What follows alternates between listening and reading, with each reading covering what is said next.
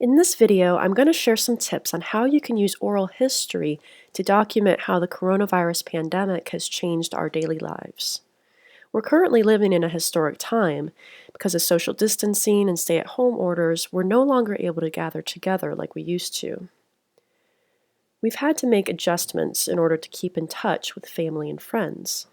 Although it's uncertain how long this situation is going to last, we do know that it won't last forever. So it's important to keep some kind of record of how this global pandemic has affected daily life. By documenting our individual experiences and stories while they're happening, we can preserve a record of this historic event for future generations.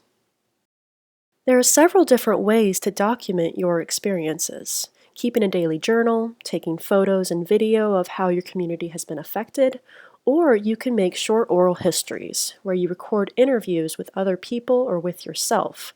The oral history method is going to be our focus today. Oral history is a method for preserving people's individual stories, experiences, and memories of specific moments in history. A lot of times when people think of oral history, they think of long, formal interviews with expensive and complicated recording equipment. It's something that can seem a little bit intimidating, but it doesn't have to be that way. There's no rule saying that oral history has to be a 2-hour-long interview. It can be a short audio clip of just a few minutes sharing a single story or experience. And really, with the technology available today, you don't need to go out and buy any fancy equipment to get started. You can easily start recording oral history just using your smartphone or computer. Before starting, it's very important to remember to be safe and follow the social distancing guidelines provided by your local and state health officials. Practice social distancing for any interviews you do. If your interview subject does not live with you and is sheltered at home or in a facility, do not go and record with them face to face. If you want to safely interview somebody outside of your own home, you can do so over video chat, and I'll talk about how to do that later in the video. If you just want something very basic, if you're just doing short interviews less than 20 minutes long, you might want to consider an audio recorder app. And actually, most smartphones have one built in. It's already installed. For example, Voice Memos is the built-in voice recorder on iOS devices like iPhones, iPads, or Apple Watch. This app is very simple. Just click on the red button to start recording. If you allow location tracking on the app, it automatically gives your recording a name based on your location. This option is very basic, but it does let you edit your recording. If you click on Options, the 3 dots by your recording, it lets you do some trimming. All you have to do is drag the yellow line to cut out what you don't want. This allows you to trim off any mistakes or dead air at the beginning or end of the recording. If you're using your smartphone app to interview someone, make sure to point the microphone on your device in the direction of whoever is speaking. After you're done trimming, remember to hit the Save button. And that's really all there is to it. If you want to share it with anyone, under Options, there's a Share button where you can send your recording via email, text, or AirDrop. Now, if you want something with more features than a simple audio recorder, you might want to try an oral history app. Now, there are quite a few out there, but your best bet is to go with one that has been around for a while and has shown that it has staying power. You may have heard of a few oral history apps like Recordium and Saving Memories Forever. They have been discontinued after just a few years, so you want to make sure to go with one that has proved it has some longevity. These two examples here, StoryCorps and PicStory, both of these apps have been around for at least 5 years. Now, StoryCorps is a free app. You can download it on iOS or Android devices. It's easy to use and it has some nice features. For example, it helps you to prepare for the interview. You can write your own questions, and later in this video I'll talk a little bit more about writing questions related to the coronavirus. So you can write your own, but StoryCorps also provides a list of general interview questions you can choose from. It also lets you enter some basic information about who the interview is with. Once you are ready to start recording, it walks you through the interview. It opens with a template for introducing the interview. Just hit the record button at the bottom when you want to start recording. And then all you have to do is swipe through your list of questions as the interview progresses. Keeps track of time for you at the bottom. If you need to pause, hit pause. Whenever you're done, press the done button. It also gives you an option to add a photo. And once you've finished, it prompts you to enter more information about the interview. You can put in a summary or keywords, and if you want the interview to be public or private. Now, StoryCorps is interesting because it allows you to easily upload your audio file to their archives. StoryCorps has a digital collection with the Library of Congress. If you go to their website, StoryCorps Archive, you can see where other people have uploaded their stories and perspectives on the coronavirus. Another oral history app for smartphones that deserves mention is PicStory. Now, PicStory is interesting because it integrates audio oral history with photos. When you open the app at the bottom of the screen, it lets you take a photo or choose one from your camera roll and record a 1 to 5 minute audio recording talking about the story behind the photo. It's kind of like a Ken Burns documentary style narration over a still image.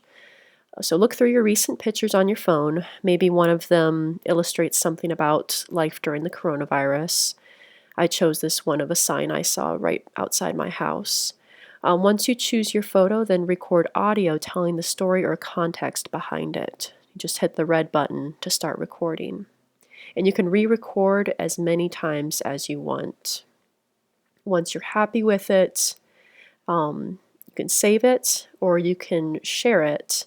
The share button is in the lower left-hand corner. You can share it through social media or email it. Now, going with PicStory lets you start with something small, a quick audio clip related to a photo, rather than a long-form interview. Oral history doesn't need to be a long, drawn-out interview. You can still get your message across and tell a powerful story in just a few minutes. Now, say you have someone you'd like to interview, but they don't live in the same household. And with the stay-at-home orders, you can't safely visit them to interview face-to-face. A safe alternative to a face-to-face interview is to record it via video chat online. And you could do that using your computer, laptop, or smartphone using free software like Skype or Zoom. Both Skype and Zoom let you record your calls video and audio. This has an advantage over the audio recording and oral history apps we've already discussed because with Skype or Zoom you can capture video as well as audio for your oral history. Now, for Zoom calls, you can find the record button at the bottom of the call window. Now, I have my video turned off, but if you wanted to record with video, you would just need to turn it on by clicking on the video button on the left-hand side. Just remember that you have to be the meeting host in order to record the session. If you're not the host, you'll get a message like this. Recording is very similar if you choose to use Skype. The record button is at the lower left side of the window. Just click on it when you want to start recording and click again when you want to stop. Now be sure to let the other people on the call know ahead of time that you're going to be recording. This goes for either Skype or Zoom. On Skype, when you hit record, a notification pops up on everyone's screens, letting them know that the call is being recorded. Skype saves recorded calls for 30 days before they're deleted, so remember to save your own copy onto your computer or device. Whether you are interviewing someone else or if you're recording your own oral history, you'll want to spend some time preparing. Traditionally, oral history interviews involve 2 or more people, where there's an interviewer asking prepared questions and the interviewee answers them.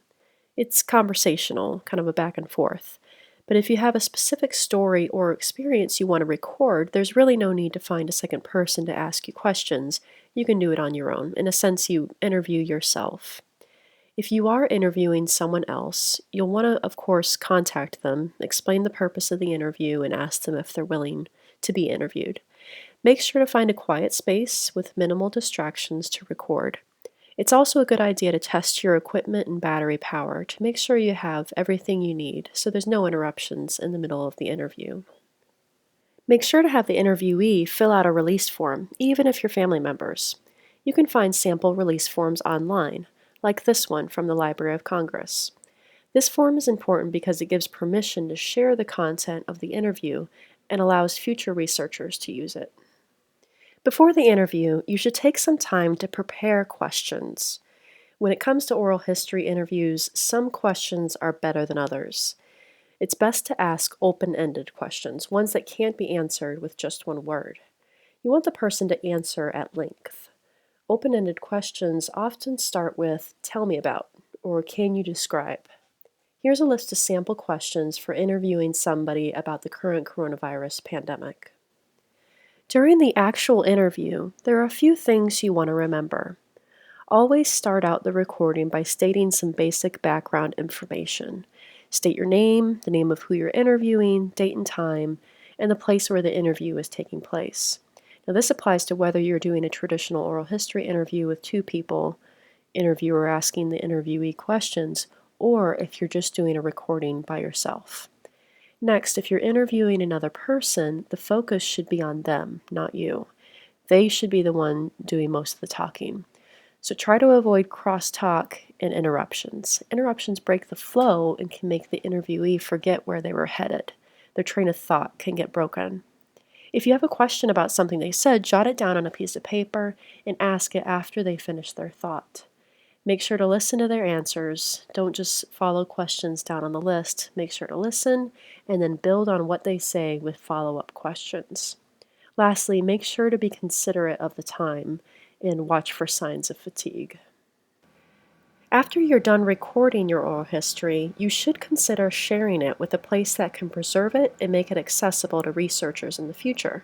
Right now, there are a lot of organizations that have started collecting coronavirus-related materials. So depending on where you're located, you might want to check with your local historical societies and museums to see if they're actively collecting. If you are in Pennsylvania's Ligonier Valley and you want to share a story of how you're getting through this moment in history, we at Ligonier Valley Historical Society want to hear from you. We have created a Google Drive Dropbox where you can easily upload your oral history files. You do not need to have a Google account to upload. All you have to do is go to the Dropbox. You can find the link to the Dropbox in the video description. Just enter your name and upload the file. So use that Dropbox to share your oral history with Ligonier Valley Historical Society.